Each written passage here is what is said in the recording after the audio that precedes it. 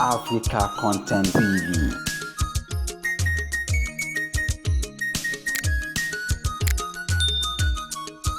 K1 is like an encyclopedia. It depends on the aspect you will turn to read about. He's a nice man, he's a very principled man, he's a giver. He has a lot of native intelligence, he has street credibility.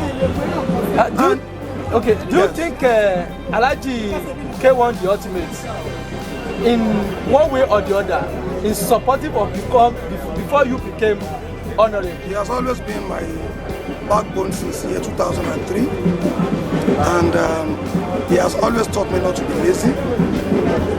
He has taught me not to be a mediocre. I should always go above and beyond God. So whatever you see now is what he has been training me to do.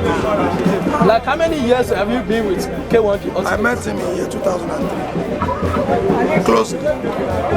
So ever since we've been good. Sir, can you tell us what impact the song has been with you? You are seeing me now. The impact is me. It's me. I told you, I have spoken about how many times. He's impactful, he's religious, he's humane, he's God-fearing, and above all, he believes in the development of the youth. If you look at everybody around him, we are youth, we are young people. If you take 2003 away from my age, you know how old I was.